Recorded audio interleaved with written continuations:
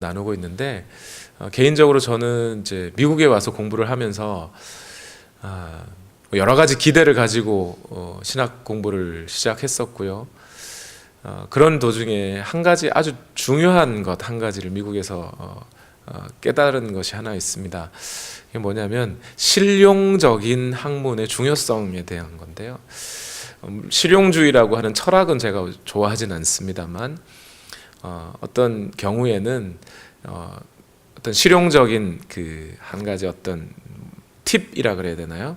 이런 것들이 내 문제에서 내 삶에서 어떤 문제들이 있을 때 그 문제를 해결할 수 있는 근원적인 방법도 중요하지만 그 문제를 해결해낼 수 있는 또 실천해낼 수 있는 아주 실천적이고 실용적인 팁이 있으면 훨씬 더 하나님의 말씀을 효과적으로 잘 전하고 실천할 수 있더라는 걸 발견했어요.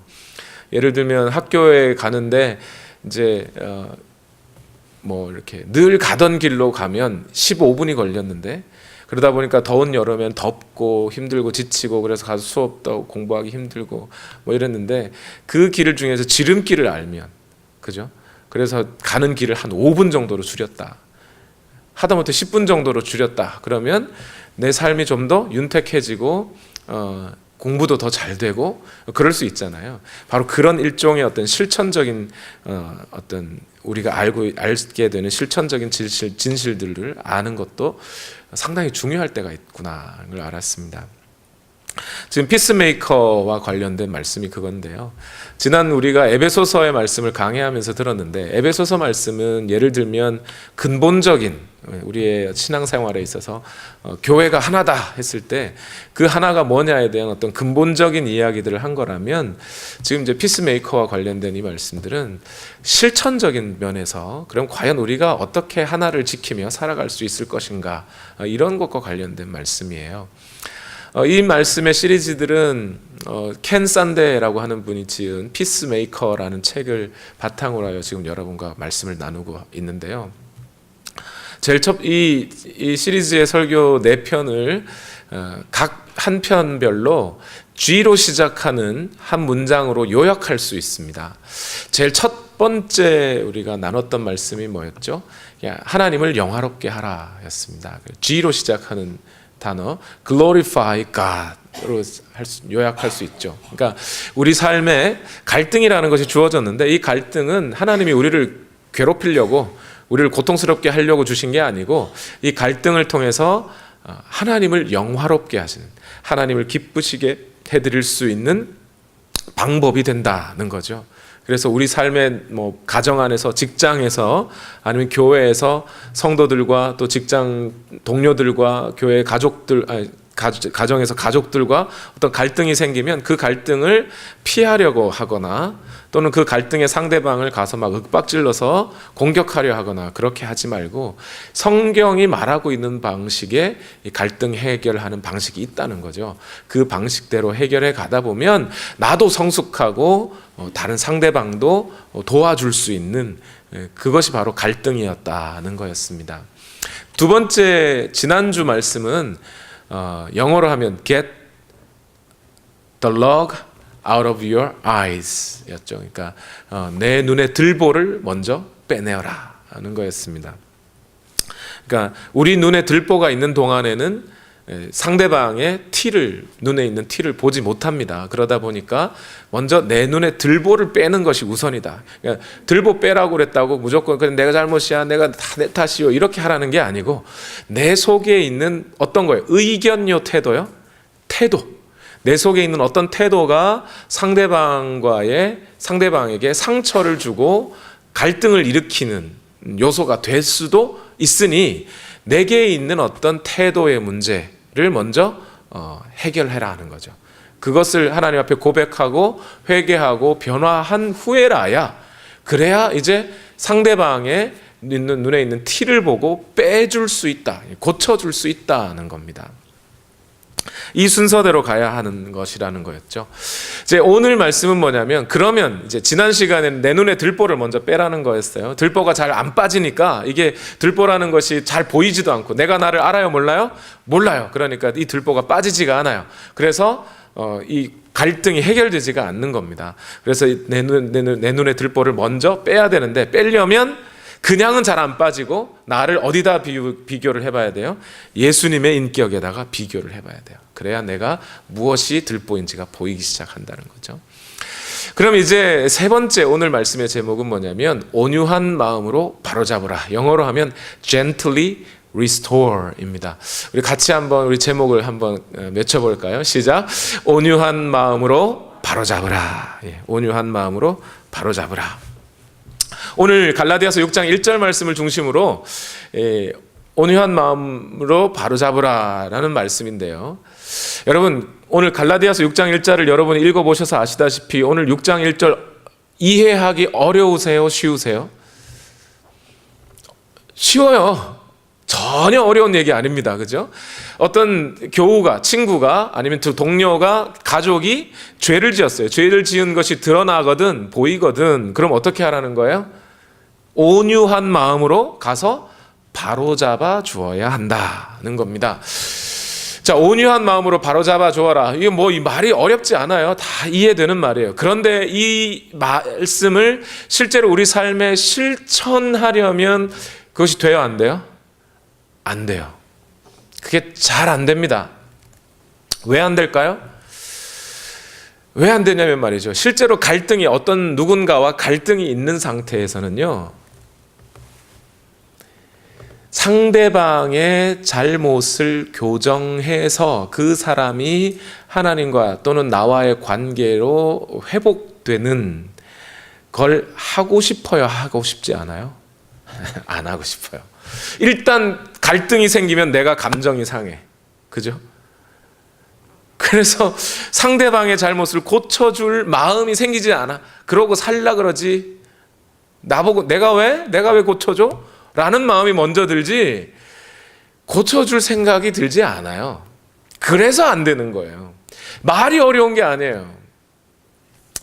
목회를 하다 보면 그런 경우가 있어요. 두 분 지난주부터 우리의 제물이 되고 있는 두 집사님, 순두개 집사님과 유오디아 집사님, 순 집사님과 유 집사님이 싸웠어요.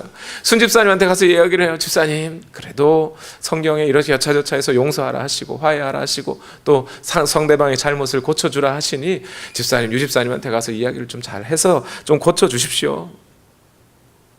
그러면 뭐라 그래요? 목사님, 그냥 안 보고 지내면 되죠. 교회에 유 집사님만 있나요? 김 집사님도 있고 박 집사님도 있고 그 사람들하고 친하면 돼요. 그래요. 그죠? 그게 무슨 얘기예요? 가서 고쳐주고 싶다, 안 고쳐주고 싶다? 고쳐주고 싶지 않다라는 얘기죠. 또는 그런 분들이 있어요. 둘이 싸웠어요. 집사님, 이렇게 고쳐주고 서로 이렇게 화해하셔야죠. 그러면 뭐라 그러냐면, 아유, 목사님, 사실 다 제 탓이죠. 제가 잘못한 걸요. 누굴 탓하겠어요? 이렇게 말씀해요. 이건 무슨 얘기예요? 다 내 잘못이라고 말은 하지만 정작 내 잘못이라는 거예요? 아니라는 거예요? 아니라는 거예요, 사실은요. 정말 내 잘못인 것을 알고 나의 태도에 문제가 있음을 발견하고 그 태도의 문제를 발견해서 그걸 꺼낸 사람은 다 너무나 자연스럽게 상대방의 마음을, 상대방의 잘못을 고쳐주고 싶게 돼요, 사실은요.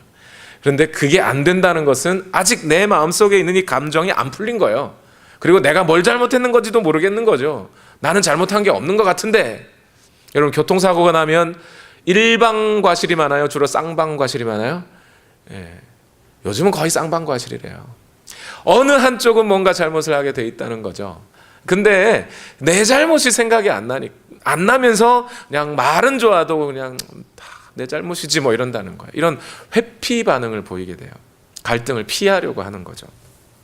그런데 여기서 지금 오늘 말씀을 바로 들어가기 전에 이 마음을 먼저 가져야 되는 게 하나가 있어요. 우리가 오늘 그러니까 온유한 마음으로 바로잡으라는 이 말씀을 우리가 제대로 실천하기 위해서는 먼저 어떤 마음을 가져야 되냐면 이 회피하는 반응, 갈등을 피하려고 하는 반응을 없애야 돼요. 이 회피하는 반응이 왜 생기냐면요, 선택의 문제가 있어요. 내가 다른 것을 선택할 수 있다라고 믿으면 현재 내가 선택해서 정하고 있는 바로 거기에 있는 갈등을 해결하지 못하게 됩니다. 예를 들어 볼까요, 여러분? 제 친구 중에 나이가 많은 친구가 있어요. 마흔이 거의 다 돼서 나이가 많은 친구가 아니에요. 나이가 많아서 결혼한 친구가 있어요. 마흔이 다 돼서 결혼을 했어요. 그 친구들이 결혼하기 전에 제가 물어봅니다. 야, 너 요즘 결혼해야지 왜 결혼 아직 안 해? 너 결혼하기 싫은가 보지? 그래요. 그러면 이 친구 하는 말이, 아니 내가 왜 결혼을 하기 싫어? 나 결혼하고 싶어. 근데 왜 결혼을 안 해? 좋은 사람이 생기면 할 거야. 아니 너 작년에 그 사람 사귀고 있었잖아. 그 사람 좋던데 왜? 그 사람은 이런 문제가 있더라고. 그래서 그런 문제 없는 다른 사람을 만나려고 그래요. 여러분, 이 친구가 눈이 높아서 여자를 못 고르는 것 같으세요? 그러지 않아요. 눈이 높은 게 아니고요. 다음에도, 내년에도, 내후년에도 어떤 사람을 만나면 그 사람을 선택할 수 있다고 생각하기니까 내가 원하는 좋은 사람을, 정말 이상적인 그 사람을 만날 수 있다고 생각하는 한 현재 만나고 있는 사람과의 갈등은 해결하지 않는 거죠. 갈등이 보이면 접어요. 접고 다른 선택을 하게 되는 거예요. 옛날에는 젊은이들이 결혼을 하려면 어떻게 결혼을 해요? 보통 아버지가 소개해 주는 분. 물론 그렇게 결혼하지 않는 분도 많습니다만, 그래봐야 동네에서 마음에 드는 사람 골라봐야 손에 꼽혀요. 서너 명 중에 한두 명이에요. 거기다가 그렇게 선택해서 결정하고 결혼하고 나면 그 다음에는 어떻게 해요? 우리 할아버지, 할머니, 어머니, 아버지, 나 같이 살아요. 대가족이. 모든 동네 사람들이 서로 다 아는 상황에 살고 있죠. 그러면 어떻게 돼요? 내가 왜 이 사람하고 결혼했을까? 그때 그 김서방네 셋째 아들하고 내가 결혼했어야 되는데 해봐야 소용이 없어요. 어차피 다른 선택할 겨를이 없는 거죠. 그러니까 결혼하고 그렇게 사는 거예요. 그런데 오늘날 젊은이들은 결혼을 하려면 어떻게 해야 돼요? 얼마든지 선택의 폭입니다. 한국에서 선택하기 싫으면 미국에서, 아니면 동남아까지 가서 선택할 폭이 엄청 넓은 거예요. 내가 원하는 사람을.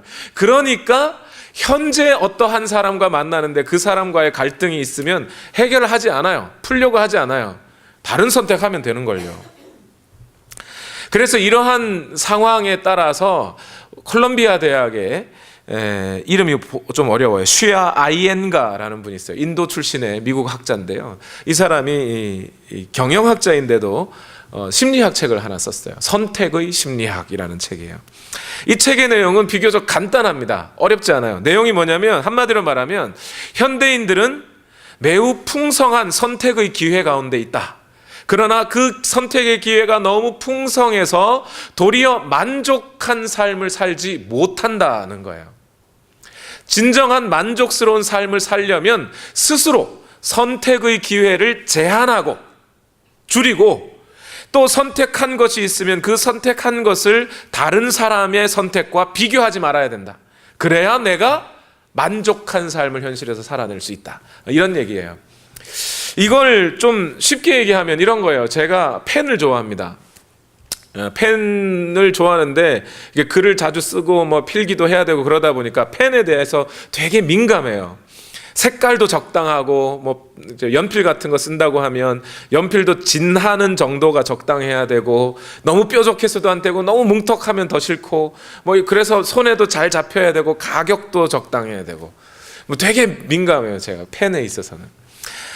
그러다 보니까 펜을 사려고 어디를 가요? 먼저 인터넷을 안 보고 먼저 오피스 디포 같은 데를 갑니다. 가서 적당한 내 손에 맞는 펜인지 실제로 써보고 나한테 맞는 펜인지. 근데 거기서 가격은 적당한데 내 마음에 쏙 드는 걸 못 골랐어요. 그럼 어떡하죠? 이제 어디로 갈까요? 여러분 그거 아세요? 미술 도구를 파는 가게도 펜을 팔아요. 미술 도구 같은 데 가면 거기 미술 도구로 마음에 드는 펜들이 엄청나게 많아요. 거기 가서 막 이제 또 찾아보는 거죠. 찾아봤더니 이번엔 내 마음에 쏙 드는 펜을 골랐는데 너무 비싸요. 조금만 더 싼 게 없을까? 그래서 이번엔 어디 갈까요? 일본 펜시점을 가요. 달라스까지 나가서 일본 펜시점에 가면 거기서 딱 마음에 드는 걸 찾아요. 이제 가격도 적당하고 내 마음에 드는 걸 딱 찾았습니다. 그걸 딱 들고 교회 딱 들어오는데 전도사님이 예를 들어서, 목사님, 그 펜 저 아마존에서 본 것 같은데 인터넷에서 제가 가격 알아봐 드릴까요? 이래요. 그럼 제가 알아봐 달라고 할까요, 말까요? 안 돼. 만약 알아봤는데 제가 산 거보다 더 싸면 어떡해요? 저는 만족해요, 불만족해요? 불만족하게 되는 거예요. 선택의 기회가 많으면 많을수록, 선택의 폭이 넓으면 넓을수록 내가 풍성하게 살 줄 알았는데 그러지 않고 도리어 내 인생은 만족해지지 않더라. 그 얘기예요. 여러분, 그러고 보니까요, 오늘 내가 다른 선택을 할 수 있다라고 생각하면 내가 지금 갖고 있는 것에 대해서 갈등을 해결하지 않는다니까요. 예를 들어 볼까요? 여러분, 부모와 자녀의 관계에 갈등이 있어요. 이 갈등은 해결될 여지가 높을까요? 낮을까요? 해결돼요. 지금 좀 어려워도 1년 지나서 해결되든지 아니면 10년 지나서 자녀가 이렇게 효자가 되든지 부모의 마음을 깨닫든지 아니면 부모가 어떻게 되든지 아니면 서로 그냥 이해하고 용서하든지 어떻게든 해결이 됩니다. 왜요? 부모는 자녀를 선택할 수가 없어요. 야, 이런 마음에 안 드는데 내가 딴 놈 데리고 와서 내 아들 삼아야지. 이게 돼요? 안 돼요. 그러니까 현재 있는 아들, 딸에게 어떻게든 그 갈등을 해결하려고 직면하게 되는 거예요. 그런데 부모 자녀의 갈등보다는 고부 간의 갈등이나 최근에는 부부 간의 갈등도 해결이 잘 안 되죠. 왜 안 돼요? 바꿔. 요즘 아직도 거울 보니까 내가 아직 젊은 것 같아. 무슨 얘기예요? 내가 딴 남자를 선택해도 괜찮을 것 같은 거죠. 예. 내가 이렇게 돈을 많이 벌고 있는데 내가 꼭 저 여자랑 살아야 돼? 라고 생각하고 다른 선택을 할 수 있다고 여기는 한 현재 있는 사람과의 관계에서 갈등을 해결하고 들지 않는다는 거예요. 교회도 똑같아요. 교회도.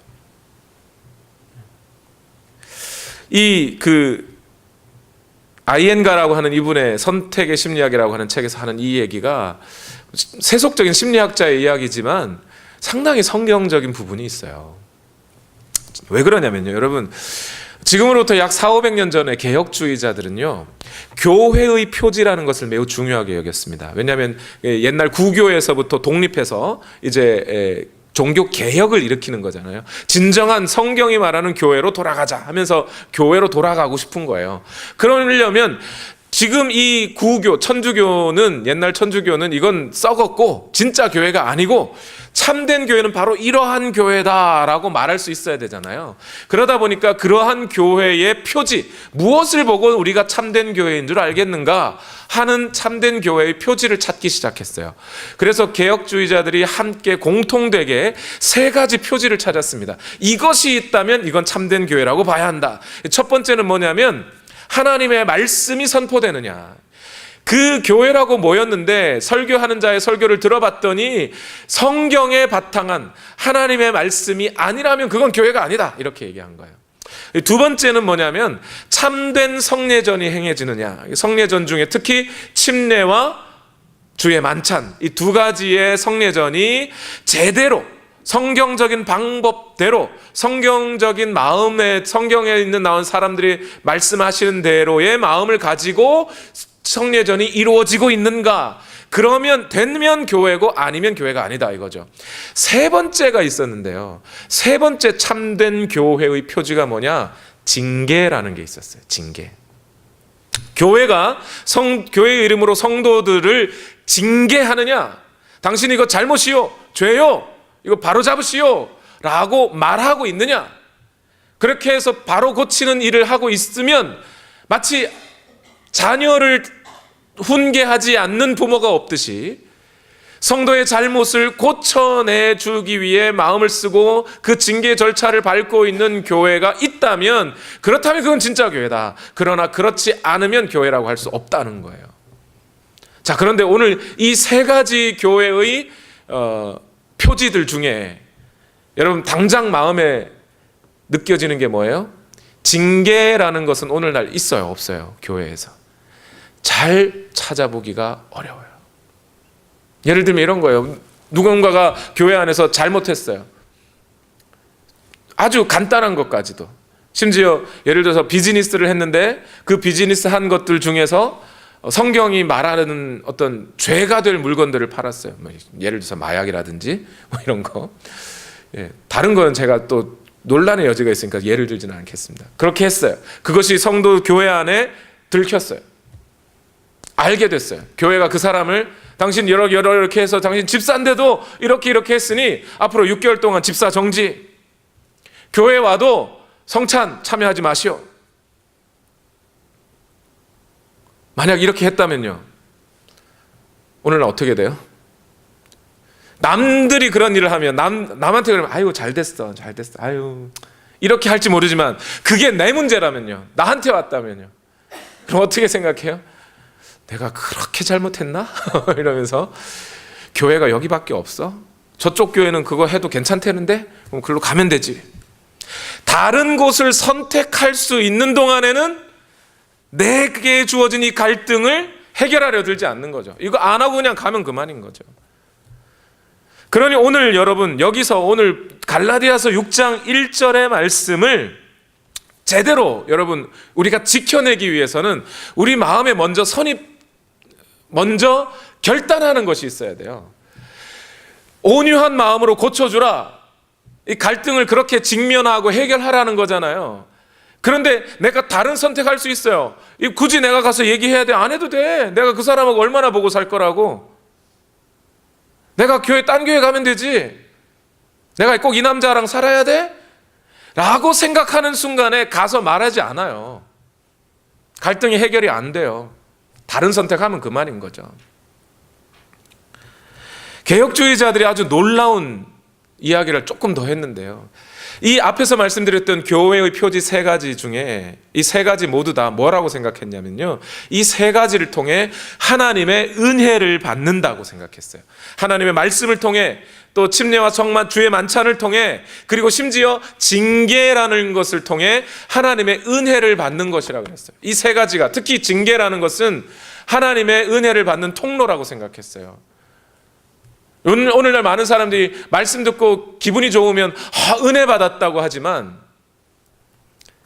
개혁주의자들은 어떻게 생각했다는 거예요? 내 잘못이 고쳐지고 내 죄의 문제가 해결이 되고, 우리가 어떤 사람이에요? 하나님의 형상대로 지으심을 받았으나 아담의 죄 범죄함 이후에 우리가 타락했잖아요. 하나님의 말씀을 알지도 못하고 하나님을 기쁘게 해드릴 수도 없는 존재. 이제 예수 그리스도의 십자가의 은혜로, 그 구속의 보혈의 은혜로 우리가 구속되어 하나님의 자녀로 살아가지만 여전히 우리의 삶에는 죄의 오염이라는 것이 남아있어요. 그래서 이것을 통해 우리는 여전히 죄를 짓고 싶은 경향성들이 있단 말이에요. 그러할 때 우리를 채찍질하고 우리를 더 하나님의 말씀 가까이 들여다 놓아주는 징계라는 절차를 거친 후에 우리는 그때 그 사람들은 그 생각을 했다는 거죠. 내가 하나님의 은혜를 입었다라고 생각했다는 거예요. 그렇게 은혜를 입었다고 생각할 수 있기 위해서는 어떻게 해야 된다고요? 다른 선택의 여지가 있으면 안 돼요. 아마 에베소 교회는 이 은혜를 충만히 받았을 거예요. 왜 그렇죠? 에베소 지역에 교회 몇 개요? 1개 아니면 2개. 자기들끼리도 다 알아요. 딴 데 못 가요. 그러니까 그 안에서 어떤 갈등이 있거나 죄의 문제가 있으면 거기서 다 해결해야 되는 거예요. 어쨌든 조금 힘들어도 고통스러워도 그 안에서 붙들고 어떻게든 살다 보니까 해결이 되는 거예요. 오늘날은 그런 것이 쉽지가 않죠. 그러니 오늘 저와 여러분, 단순히 오늘 온유한 마음으로 바로잡아주라 라는 말 자체를 실천할 수 있느냐 없느냐의 관건은 어디 있냐면, 오늘 내가 다른 선택을 하려고 하느냐 마느냐에 있는 거예요. 먼저 이 마음을 가지셔야 돼요. 내가 이제 다른 선택하지 않는다. 가정의 갈등에서도, 또 교회 안에서의 어떤 인간관계 또는 목사님과의 관계에 있어서의 갈등도, 또 직장에서의 동료 간의 갈등도, 사장님과의 갈등도, 다른 어떤 내가 다른 선택의 여지가 있다라고 생각해버리면 그 갈등은 해결이 안 된다는 겁니다. 그런 마음을 가지고 6장 1절 말씀을 다 같이 읽어봅시다. 시작. 형제 자매 여러분, 어떤 사람이 어떤 죄에 빠진 일이 드러나면 성령의 인도하심을 따라 사는 사람인 여러분은 온유한 마음으로 그런 사람을 바로잡아 주고 자기 스스로를 살펴서 유혹에 빠지지 않도록 조심하십시오. 이렇게 말씀하셔요. 지금 이 상황은 내 눈에 들보를 뺀 다음이에요? 빼기 전이에요? 뺀 다음이에요. 내 눈에 들보 빼는 게 먼저예요. 그거 한 다음에 이제 바로 잡아주라는 건데, 자, 여러분, 여기서 성령의 인도하심을 따라 사는 사람인 여러분은 이런 말을 쓰고 있어요. 이게 무슨 의미가 되냐면요, 여러분, 오늘 제가 여러분과 함께 갈등 해결에 대한 이야기를 하고 있잖아요. 피스메이킹에 대한 이야기를 하고 있죠. 이 말씀을 따라 살면, 이 말씀대로 하면 모든 갈등이 원활하게 효과적으로 잘 해결이 된다는 거예요? 안 될 수도 있다는 거예요? 안 될 수도 있다는 거예요. 목사님 말대로 했는데 잘 안 되던데요? 무슨 일, 왜 그런 거예요? 이렇게 했는데도 해결 안 될 수 있다니까요. 왜 안 돼요? 상대방이 마음을 안 풀면 갈등은 계속 남는 거죠. 지금 이렇게 하라는 것은요, 이것이 효과적이니까 이렇게 하면 갈등 해결이 잘 되더라, 그런 차원이 아니라 그리스도인이라면 마땅히 해야 할 일이기 때문에 하는 거예요. 옳은 방식이기 때문에 이렇게 하는 것이 옳기에 이렇게 하라는 겁니다. 안 될 수도 있어요. 도리어 욕을 더 바가지로 먹을 수도 있어요. 그러나 이렇게 하는 것이 옳다는 거예요. 그러면서 말하는 거죠. 화평을 추구하는 그리스도인들이요, 성령의 인도하심을 따라 사는 여러분들이요, 어떻게 하라고요? 그 화평을 추구하고 화평을 이루어내기 위하여는 뭐 하라고요? 바로 잡아주라. 바로 잡아주라. 그러니까 뭐 하라는 거예요? 에휴, 그 사람 잘못이 나하고 무슨 관계야, 다 해결됐어, 끝났어 하고 내버려 두라는 게 아니죠. 또 누군가가, 성도가 잘못하면 에휴, 괜찮아 하고 엉덩이 다 두들겨주고 내가 미안해, 무조건 내가 미안해 하라는 거예요? 그게 아니에요. 뭐라고요? 바로 잡아주라고요. 고쳐주라고요. 물론 또 어떤 분들은 바로 잡아주라고 그러면 흔히 오해하는 분들이 많아요. 영어로 말하면 여기는 restore예요. restore가 뭐죠? 회복시켜주라는 거예요. 회복시켜주라. 원래의 관계대로 회복시켜주어라. 하나님과의 관계에 있어서도 하나님 앞에 바로 설 수 있도록 해주고, 인간과의 관계에 있어서도 바로 서로 원래의 관계대로 회복해 주어라는 겁니다. 그 사람의, 상대방의 잘못이 있음을 발견하고 그 잘못을 고쳐 하나님 앞에 바로 설 수 있도록, 우리 인간과의 관계에서도 원활해질 수 있도록 회복해 주는 것이에요. 이것이 restore의 의미입니다. 이게 보통 잘 안 돼요. 한국 사람들은 어떻게 해요? 나와 어떤 사람이 갈등이 있으면 갈등을 미리미리 해결하지 않고 어떻게 한다고요? 참아요. 내가 참는다.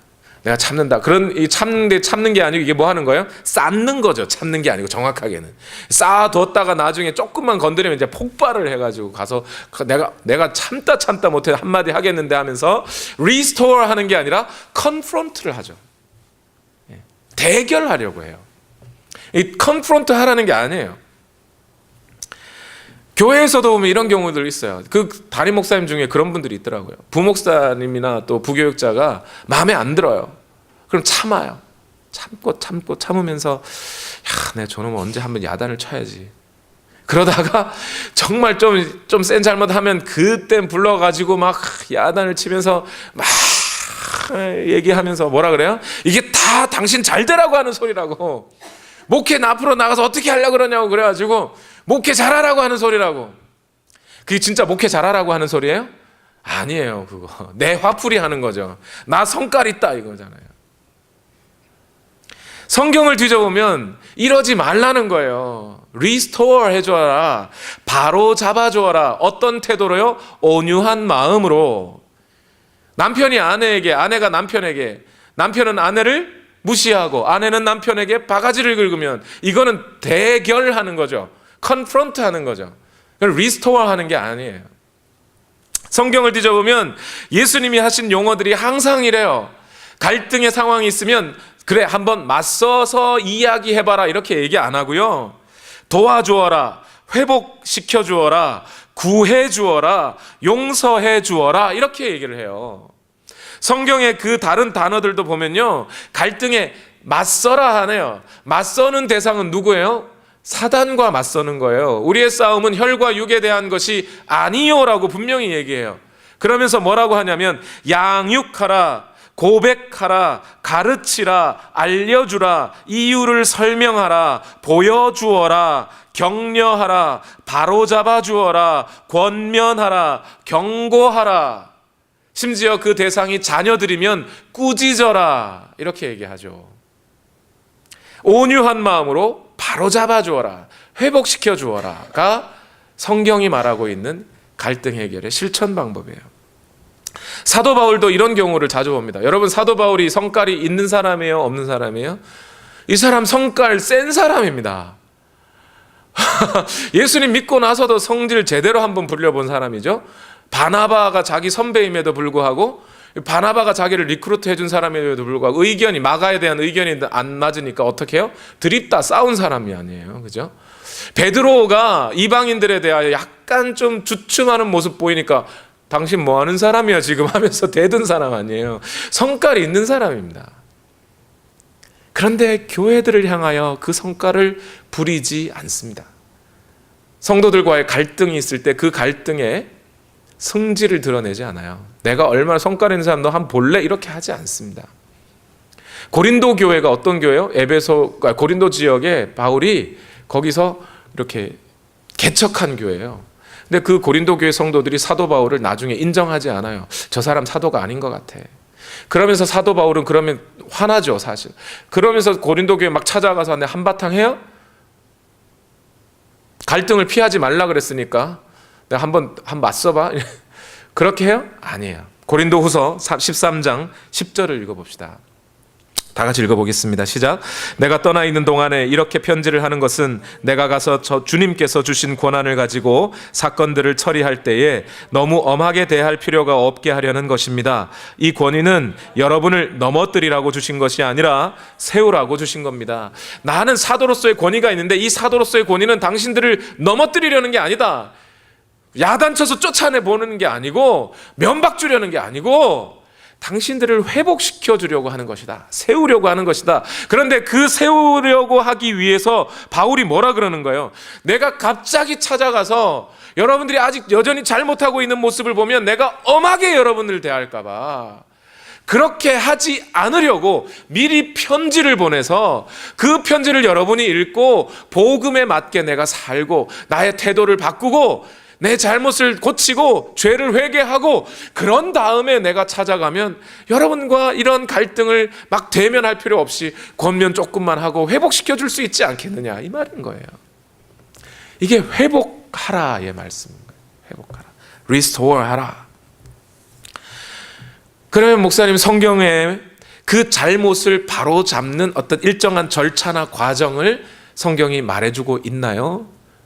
있죠. 여러분 머릿속에 얼른 떠오르는 갈등을, 상대방의 실수나 잘못을 바로잡는 과정 뭐가 있죠? 마태복음 18장 15절에서 17절 말씀이에요. 다 같이 읽어보겠습니다. 시작. 내 형제가 너에게 죄를 짓거든 가서 단 둘이 있는 자리에서 그에게 충고하여라. 그가 너의 말을 들으면 너는 그 형제를 얻은 것이다. 그러나 듣지 않거든 한두 사람을 더 데리고 가거라. 그가 하는 모든 말을 두세 증인의 입을 빌어서 확정 지으려는 것이다. 그러나 그 형제가 그들의 말도 듣지 않거든 교회에 말하여라. 교회의 말조차 듣지 않거든 그를 이방 사람이나 세리와 같이 여겨라. 이렇게 말해요. 이게 절차예요. 예수님이 우리에게 주신 절차예요. 상대방의 잘못을 바로잡는 절차죠. 제일 먼저 어떻게 해요? 갈등이 있는 그 당사자를 찾아가 1대1로 대면하여 말하라. 리스토어 해주라. 그래도 말을 안 들으면요, 두세 사람을 데리고 가서 이야기하라. 그래도 안 들으면요, 교회에 말하여. 여기서 교회에 말하라는 것은 교회 전체에 소문내라가 아니고 교회 리더나 즉 목회자들에게 이야기하여 목회자들로 하여금 말할 수 있게 해줘라. 해줬는데도 안 들으면요, 이방인이나 세리와 같이 여겨라. 여러분, 이방이나 세리와 같이 여기라고 했더니 아유 난 그냥 이제 죽은 사람으로 봐, 난 사람 취급 안 해, 이런 뜻이에요? 예수님이 이방인이나 세리들을 어떻게 취급하셨는데, 예수님은 그들이 복음이 없는 자인 줄 알고 다시 처음부터 복음을 전하여 회복시켜 주려고 했잖아요. 그러니까 그들을 그냥 믿는 형제로는 생각하지 마라. 그러나 이방인과 세리와처럼 복음이 필요한 자들이니 복음을 처음부터 다시. 아니, 목회자가 가가지고 이거 문제라고 이러하시면 안 된다고 얘기했는데도 안 들으면 그건 더 이상 복음이 없는 자라고 봐야 했다는 거죠.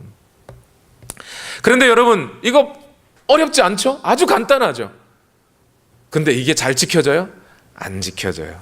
현실에서 잘 못합니다. 특히 1대1로 가서 만나 이야기하라가 이게 잘 안 돼요.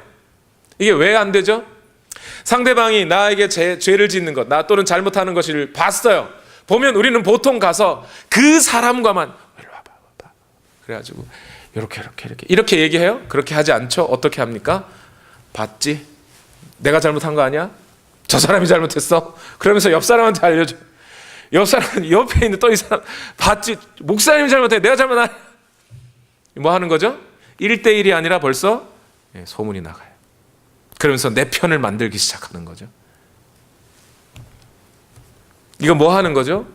예수님이 우리에게 주신, 우리의 주인님이신 우리에게 주신 절차, 1대1로 가서 만나 회복시켜라 라고 하는 그 말씀을 벌써 어기고 시작하는 거예요. 우리는. 물론 이런 경우가 있습니다. 목사님, 그러면 내가 어떤 갈등이 있는 그 사람하고 모든 걸 다 만나서 얘기해야 되나요? 그렇게 모든 거 다 찾아가서 얘기해요? 그거 다 찾아가서 어떻게 다 얘기해요? 그렇죠? 갈등이 있는 거 다, 내 속에 있는 거 다 꺼내놓고. 어떤 목사님이요, 목회를 하는데 제가 간증집 같은 걸 하나 읽었어요. 거기에 내용이 미국 목사님입니다. 간증집에 뭐라고 하시냐면, 목회 주일날 이제 설교하고 사역하고 끝나고 이제 월요일 오전은 쉬시고 오후부터 월요일 사역을 시작하셨대요. 근데 그 목사님 오후에 이제 사무실로 딱 나가면 목사님 방문을 열면 목사님 방문 밑으로 이렇게 누군가 편지 쪽지 같은 거, 아니면 방문에다 앞에다 쪽지를 몇 개를 이렇게 붙어져 있대요. 그 주워 가지고 이제 책상에 딱 앉으면 컴퓨터 딱 켜면 이메일로 벌써 성도님들로부터 이메일 몇 개가 쫙 온대요. 주로 8, 90%는 어떤 내용이냐면, 목사님 어제 제가 인사를 했는데 왜 안 받으셨나요? 아니면 목사님 어제 설교 가운데 그 부분에서 그 이야기를 하셨는데 혹시 나에게 하신 건가요? 부터 해서 자기들이 목사님에 대해 갖고 있는 갈등을 모조리 다 얘기한다는 거예요. 그럼 목사님이 가서 또 그 편지가 누가 썼는지 확인해. 어떤 분은 이름도 없어. 이름 없으면 말도 못해. 하여튼 그래가지고 다 설명하고 첫 주는 그렇게 해요. 둘째 주 가는데 줄지를 않는데요. 가서 해명을 하는데도 다음 주에 가면 또 있고 또 있고 또 있다는 거예요. 여러분, 이러면 사람 살아요? 못 살아요. 아무리 해결하고 싶어서 찾아오는 거라 할지라도 그거 다 해결하기 어렵습니다. 우리가 부부관계도 마찬가지고, 부모와 자녀 관계도, 직장 동료도, 교우 간의 관계도, 심지어 여러분과 저와의 목회자와의 관계에 있어서도 마찬가지예요. 크고 작은 문제들 중에 모든 이야기들을 다 찾아가서 일일이 다 해명하고 그 오해를 풀고 그렇게 해서 살아가려면요, 못 살아요, 우리가 다. 그러면 어떻게 해야 돼요? 첫 시간에 말씀드렸어요. 큰 갈등과 작은 갈등을 나눠야 돼요. 그죠? 그리고 작은 갈등은 어떻게 해요? 일일이 가서 얘기할까요, 말까요? 네, 얘기하지 말고, 그건 어떻게 해요? 작은 갈등이면 속으로 용서하고 넘어가요. 네, 용서해요, 용서. 이거를 켄 산데라고 하는 분이 이것을 간과라고 그럽니다. 간과. 넘어간다. 넘어간다. 용서한다. 근데 이것도 용서도 용서도 사실 말이 나왔으니 말인데요. 이 용서라는 것도 설교 한 달은 해야 설명이 되는데, 용서는요, 오늘 우리가 사람들이 용서를 잘못 알고 있는 게 많아요. 이 용서 중에 특히 잘못된 거 이런 게 있어요. 여러분, 예를 들어서 순집사님하고 유집사님이 있습니다. 순집사님이 유집사님한테 1,000불을 빚졌어요. 1,000불. 큰 돈이에요, 작은 돈이에요? 어떤 분에겐 작은 돈, 어떤 분에겐 큰 돈. 예. 그런데 유집사님은 이제 순집사님한테 1,000불을 받아야 돼요. 1년 후에 갚으라고. 1년 지났는데 갚아요? 안 갚았어요. 마음에 갈등이 생기죠. 이제 그래, 빌려줄지언정 차라리 주면 줬지 빌려주지 말라 그랬어 목사님이. 그러니까 내가 그냥 없는 걸로 치자, 용서하자. 그때부터 유집사님이 순집사님 가게 가서 밥을 얻어먹기 시작해. 순집사님, 아유 집사님 내가 갚았어야 되는데 못 갚았네, 어떡하지? 유집사님이 그래요. 아니 괜찮아, 내가 가끔씩 가게 올 때 밥 한번 해주면 되지 뭐. 아 그래 알았어, 없는 걸로 치자고. 그때부터 2년 동안 순집사님 집에서 밥을 얻어먹었어요. 다 합쳐보니까 1,000불이 넘어. 그 2년 동안에 순집사님 욕을 사방을 찾아가면서, 사실은 말이지 내가 이런 말 안 하려고 그랬는데 순집사님이 나한테 1,000불을 빚졌는데 1년 갚으라 그랬는데 안 갚았네, 이런 얘기를 수도 없이 해가지고 순집사님의 명예가 땅에 떨어졌어요. 그걸 역시 돈으로 환산하니 1,000불이 넘어. 용서했다는 거예요, 안 했다는 거예요?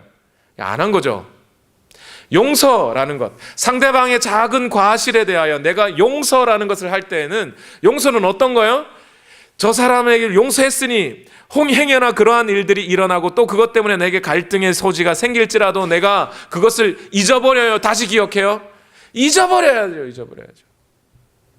또 다른 방식으로 갚아버리면 안 돼요. 1,000불 빚진 것을 소문내가지고 그 사람 명예를 실추시키는 바람에 1,000불 이상의 손해를 입혀버리면 그거는 용서한 게 아니죠. 원수 갚은 거죠. 그거는 진짜 용서는 생각하지 않는 거예요. 그래, 작은 갈등이라도 만약 내가 이것 때문에 용서가 안 돼, 그럼 말을 해야죠. 그러나 가능한 대로 용서하고 잊어버리고 다시 생각하지 않고 넘어가야 돼요. 그러면 큰 갈등은 어떻게 해야 돼요? 여기에 대해서 켄 산데는 아주 4가지의 매우 훌륭한 기준을 우리에게 줬습니다. 이러한 4가지 기준에 따라 4가지의 기준에 저촉이 되면 큰 거고, 아니면 작은 거니까 작은 거는 무시하고 큰 거는 서로 이야기해서 해결해라. 여기 4가지 기준이 중요해요. 4가지 기준. 근데 기억하기 어렵지 않습니다. 첫 번째, 상대방과 나와의 이 갈등의 문제가 해결되지 않으면, 첫째, 하나님의 영광을 가리우는 문제냐, 이것이. 두 번째, 이 갈등의 문제가 계속 지속될 경우 상대방과 나와의 관계에 있어서 영원히 보지도 않고 살 만큼 이게 벽이 쌓일 문제냐. 세 번째, 하나님의 영광 가리우는 일도 아니고 나와의 관계에 문제 있는 것도 아닌데 만약 주변에 많은 사람들에게 상처 주는 문제냐. 상처 주는 문제라면 이건 큰 문제고, 아니라면 작은 문제라는 거죠.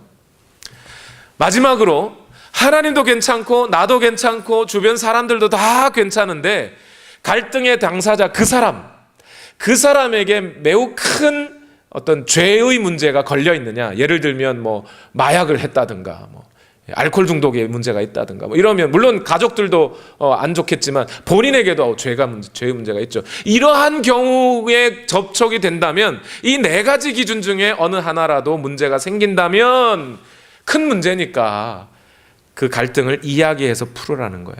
그러나 그렇지 않으면 작은 문제니까 용서하고 넘어가라는 거예요.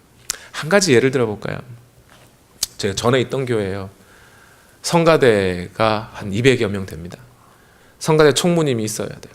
그래서 총무님이 성가대원들 하나하나 이렇게 연락을 주고받는데, 이제 갓 성가대에 들어온 집사님 한 분이 연락을 못 받아가지고, 성가대 총무님으로부터 연락을 못 받아가지고 성가대 회식에 참여를 못했어요.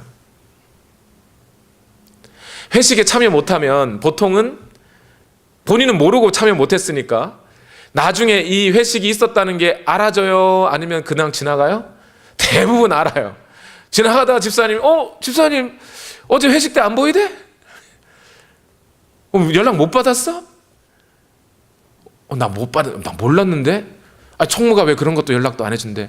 아이고, 총무가 바빠서 실수했구만.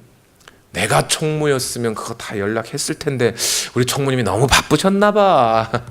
그 총무님 바쁘다는 얘기요, 내가 잘한다는 얘기요? 내가 잘한다는 얘기. 그러면서 상대방 그 회식에 참석하지 못한 사람은 어때요? 갈등이 생겨요, 마음에. 그 갈등이 점점 커지면서 어떻게 돼요?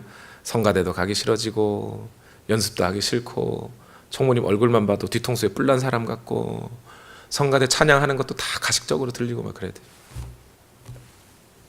자, 이 상황에서 이 갈등이 큰 거예요? 작은 거예요?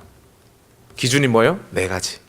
첫 번째, 이 갈등으로 인해서 하나님의 영광이 가리울 것이냐. 총무님이 연락 안 해줘가지고 그 200명 언제 다 연락해? 그죠? 이제 신입 성가대니까 연락처 이 명단 중에 빠졌는지도 모르죠. 근데 거기 내가 가서 밥을 못 먹었어요. 못 먹었기 때문에 하나님의 영광이 가려지는 거예요? 그런 건 아니죠? 그럼 첫 번째는 통과. 두 번째, 내가 이 문제로 저 성가대 총무님과 죽을 때까지 안 보고 살아야 되겠어. 이건 너무 큰 잘못이야. 다시는 당신과 내 말 안 해. 할 잘못인가요, 이게요? 아니죠? 두 번째 통과. 세 번째, 이 문제로 다른 모든 성가대원들이 다 깊은 상처를 입고 성가대 찬양을 하기 싫어해. 그래요? 아니죠? 세 번째 넘어가요. 네 번째, 이 문제를 다 괜찮은데 성가대 총무님이 나한테 전화 연락 안 한 거 이것 때문에 죽을 때까지 저 사람에겐 죄야 이거. 어떻게 나 같은 사람한테 연락도 안 하고 신입 회원인데 감히 나중에 또 신입 회원 오면 그 사람한테도 연락 안 할 거야 이러면서 그 총무님에게 큰 죄의 문제가 있어. 이것 때문에 구원을 못 받게 생겼어. 그래요? 아니죠. 그러면 이 문제는 커요, 작아요? 작은 거예요. 이 네 가지 기준에 들여다보놓고 보면 우리가 갖고 있는 갈등이란 때로 너무 사소한 것들, 때로는 실체도 보이지 않는 것일 경우가 많습니다. 남편과의 갈등이나 아내와의 갈등이나 자녀들, 또 부모님들, 아니면 교우들이나 직장에서 동료의 문제들도 한번 생각해 보세요. 내가 가서 이 사람하고 한번 이야기를 해서 상대방의 잘못을 고쳐 주어야겠는데 이것이 이 정도 큰 문제가 아니라면요, 작은 문제라면 내가 그를 용서하고 넘어가면 되는 거예요. 자, 그런데 이 넷 중에 하나라도 걸리면 그때부터 문제가 되죠. 걸리면 어떻게 해요? 가서 이야기하라는 거예요. 온유한 마음으로 말하고 고쳐주고 바로잡아주고, 징계할 것이 있으면 징계하고, 꾸짖을 것이 있으면 꾸짖고, 권면해야 할 것이면 권면하고, 경고할 것이면 경고하고, 그저 바로잡아주는 정도면 될 것이면 그 정도로 끝내고, 그렇게 이야기를 하라는 겁니다. 그런데 여기도 문제가 하나 있어요. 한국 교회들이 주로 이런 문제가 있는데, 내가 바로잡아 주려고 하는 그 대상이 나와 같은 집사님이거나 나와 같은 학생이거나 이러면 큰 문제가 없어요. 근데 그 대상이 목사님이에요. 그럼 어떡할까요? 가서 이야기를 1대1로 만나 이야기를 할까요, 말까요? 해요, 말아요? 여러분의 개인적인 근거로 생각하지 말고 성경을 찾아보자고요. 성경에 아까 우리 읽은 마태복음 18장 얘기에 형제의 죄가 보이거든 가서 바로잡아 주어라. 어떻게 1대1로 만나라. 단 목사는 제외해라. 이랬어요? 그런 얘기가 없어요. 목사라도 할 얘기 있으면 해야죠. 근데 이게 이런 거죠. 아유, 목사님, 하나님께서 기름 부어 세우신 종인데 내가 어찌 감히 그런 이야기를 할 수 있겠습니까? 하고 나는 입을 다물래요 하고 입을 다물어요. 근데 입이 정말 다물어져요? 안 되죠. 그때 이제 옆에 집사님을 찾는 거죠. 집사님, 내가 싫은 말이지? 아니요. 뜸을 들여야 돼. 왜 뜸을 들여야 되죠? 내가 바로 얘기한 것이 아니라 나는 안 하려고 했는데 했다고 하는 이 합리화를 해야 되니까 뜸을 들여야죠. 저쪽에서 답답해. 아니, 집사님 뭐가 답답해. 말해봐. 뭔데? 내가 사실은 기도 제목이 있는데. 아니요. 내가 굳이 집사님한테. 결국 다 해요. 남한테 아무한테도 얘기하지 마. 목사님이 글쎄 어제 교회 집에서 차에서 내려가지고 교회로 들어가시는데 막걸리를 들고 가. 글쎄 내가 그걸 파버렸네. 어떡하면 좋아. 알고 봤더니 우유병인데 말이죠.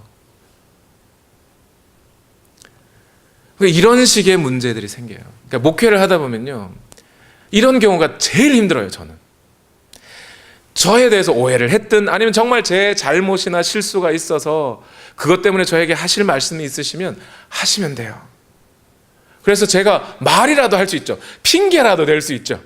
아니면 이실직고 고백할 수 있어요. 그래서 관계가 회복되면 돼.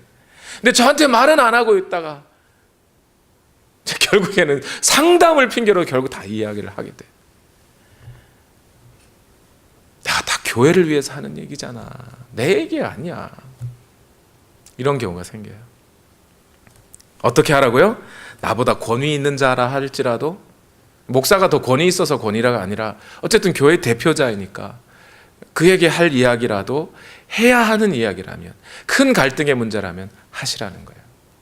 그런데 이제 1대1 문제는 그렇다 치고, 근데 상대방이 안 들어요. 그래서 두세 사람을 데리고 가요. 어떻게 데리고 가요? 두세 사람. 이 두세 사람은 어떤 사람 데리고 가? 내 편, 내 말 들어줄 사람, 나의 증인이요? 아니요. 그의 문제를 지적하여 회복시켜 줄 수 있는 사람 2명을 데리고 가라고요. 내 말 들어줄 사람, 내 증인이 돼줄 사람 말고, 그런 일들을 위해 훈련받고 경험 있고 지혜 있는 사람을 데리고 가라고요. 근데 보통 어떻게 하죠? 내가 저 사람한테 가서 말은 해야 되겠는데 저 사람이 말을 안 들어. 돌아서서 야, 이거 어떡하지? 내가 머리를 좀 써봐야 되겠어.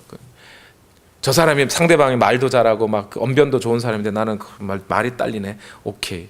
그러면 이제 나하고 같은 편이 돼줄 사람 여러 사람한테 말을 하죠. 긁어 모으죠. 힘을 모아요. 힘을 모아서. 그리고 가서 다시 얘기해요. 뭐라고요? 실은 나는 그런 생각을 하는 게 아니라, 내가 그렇다는 게 아니라, 우리 교인들이 다 그런 말을 하대, 집사님. 이렇게 얘기해요. 나는 아니야. 나는 괜찮다고 생각하는데, 그 집사님하고 그 집사님이 그러잖아. 실은 누가 얘기했어요? 내가 얘기했어요. 내가 얘기했는데, 그 사람들은 다 이분 칭찬했어. 그래서 괜찮은 거라. 근데 그 부분이 좀 문제가 있는 것 같기도 하다고 그랬는데, 그 문제가 있는 것 같기도 하다, 그 말을 다 모아가지고 가서 얘기하는 거예요. 여러분, 누군가가 여러분한테 와가지고 집사님 다 좋은데 나는 괜찮은데 딴 사람이 그러는데 이러더라고 하면서 누가 전해준 말을 하거든. 그거 신경 쓰지 마세요. 저도 그럴 거예요. 저도. 어떻게 해요? 훈련되고 지혜 있고 그것을 지적하여 고쳐줄 수 있는 사람들과 함께 가서 이야기해라. 그래도 안 되면 어떻게 해요? 교회, 즉 리더들에게, 목회자들에게 이야기해라. 그리고 그들의 말도 안 듣거든 이방인과 세리와 같이 여겨라. 이것이 상대방의 잘못을 고쳐주는, 바로잡아주는 예수님이 우리에게 말씀하신 절차예요. 이 절차를 바로잡아서 이야기를 하라는 겁니다. 여러분, 지난 시간까지는 여러분께 적어보라고 그랬어요. 갈등이 있으면 이런 갈등들이 어떤 갈등이 있는지, 어떻게 하나님께 기쁘게 해야 될지를 적어보시라고 그랬죠. 근데 이제 이번 주부터는요, 적는 것은 그만하시고, 그러면 그 적는 과정에서 생각나셨던 것을 가지고 실천을 하셔야 돼요. 먼저 내 속에 있는 들보를 빼시고 이 과정에서 기도하셔야 돼요. 기도하시면서 하나님, 내가 예수님 닮지 못한 모습이 이만큼 있으니 내가 고백합니다. 내 잘못입니다 하고 인정하고 하나님 앞에 회개하는 기도를 하십시오. 그리고 그 작업이 되고 내게서 그 태도가 나오지 않을 만큼 변화가 되었다면, 내 마음의 변화가 되었다면 갈등의 상대방에게 이야기하십시오. 이야기하시더라도 윽박지르거나 바가지 긁거나 무시하거나 인격을 무시하는 방법으로 말하지 마시고 있는 그대로 상대방에게 이야기를 하셔서 그가 하나님 앞에 회복될 수 있도록 만들어 주십시오. 다른 데 소문내거나, 물론 상담할 수도 있을 겁니다. 그러나 그 상담을 빙자해서 내 편을 모아드리거나 내 힘을 모으려고 하지 마십시오. 옳은 방법이 아닙니다. 그래서 이러한 실천을 자연스럽게 하시면서 여러분의 삶에 진정한 갈등의 어떤 해결과 평화가 임하는 피스 메이킹을 해가는 여러분 되시길 예수님 이름으로 축원합니다. 기도하겠습니다. 우리 이 시간 다 같이 함께 기도하실 때 하나님, 우리의 삶을 인도하시고 붙들어 주시옵소서. 오늘도 우리가 예수 그리스도께서 우리에게 주신 방법과 순서대로 우리가 이 피스메이킹의 삶을 살아가려고 합니다. 하나님 우리의 마음을 붙들어 주시고 우리 속에 있는 이 갈등들이 자연스럽게 용서할 수 있는 한 또 용서하고, 또 심각한 갈등의 문제들은 우리가 대면하여 이야기함으로써 회복해가는 우리가 되기를 원합니다. 우리 시간 다 같이 함께 기도하시겠습니다. 살아계신 아버지, 오늘도 우리를 인도하신 하나님께 감사와 찬송을 드립니다. 주여 은혜를 더하여 주시고 하나님의 말씀과 능력으로 채워주시옵소서.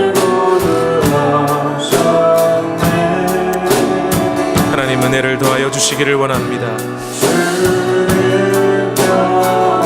1대1로 대면하는 모든 과정에서 우리 안에 있는 어떤 두려움, 내 방어적인 생각들, 이런 것들을 물리치게 하시고 담대한 마음으로 형제의 잘못을 바로 고쳐줄 수 있는 우리가 되게 하여 주시옵소서.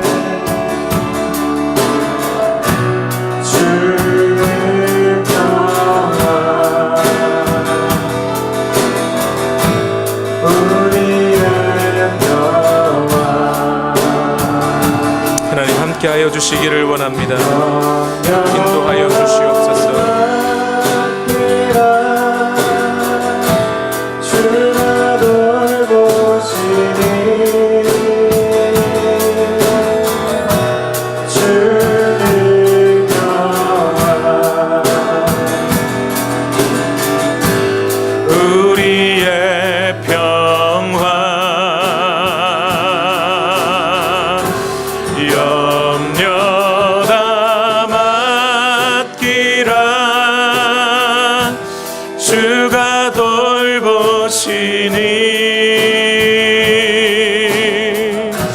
주는 평화, 우리의 평화. 하나님 오늘도 우리를 인도하시니 감사합니다. 우리의 마음을 깨끗게 하여 주옵소서. 우리의 삶에서 이런저런 갈등들이 있는데 이 갈등이 회복되기를 원합니다. 그러나 이 갈등을 풀어나가는 모든 과정을 우리 주님께서는 우리에게 맡기신 줄로 압니다. 사람과 사람 사이에 이 갈등을 갈등을 풀어가고 우리의 삶에서 하나님의 평화를 만들어가는 그런 사명이 오늘 우리에게 있음을 믿고, 우리가 그저 이러한 갈등을 회피하거나 도망가지 아니하고 끝까지 이 상황을 회복하여 형제의 잘못을 바로 고쳐주고, 또한 그 과정에서 나도 성숙하여 하나님께 영광이 되는 삶을 살아가게 하옵소서. 이 모든 과정에서 하나님, 우리 마음속에 때로 어떤 두려움이나 염려나 거부감이나 부정적인 생각들이 있다면 오늘 우리 마음속에서 이것을 해소하게 하시고 그 모든 부정적인 마음들을 뒤로 하고 하나님의 말씀에 순종하는 우리가 되기를 원합니다. 염려와 두려움을 기도로 바꾸어내게 하시고 하나님의 은혜로 충만한 삶을 살아내게 하옵소서. 이 시간 또한 하나님 앞에 예물을 올려드립니다. 예물을 받아주시옵소서. 너희는 먼저 그의 나라와 그의 의를 구하라. 그리하면 이 모든 것을 너희에게 더하시리라. 약속하신 말씀대로 우리가 하나님의 나라가 오늘 우리의 삶에 임하기를 구하며 예물을 올려드리오니 이 모든 것이 너희에게 더할 것이라고 하신 약속의 말씀 또한 우리의 삶에 임하게 하여 주옵소서. 예수님의 이름으로 기도하옵나이다. 아멘. 나의 모습 나의 소유 찬송하시며 예물 올려드립니다. 나의 모습 나의 소유 주님 앞에 모두 드립니다. 모든 아픔, 모든 기쁨, 내 모든 눈물 받아주소서. 나의 생명을 드리니 주 영광 위하여 사용하옵소서. 내가 사는 날 동안에 주를 찬양하며 기쁨의 제물 되리. 나를 받아주소서.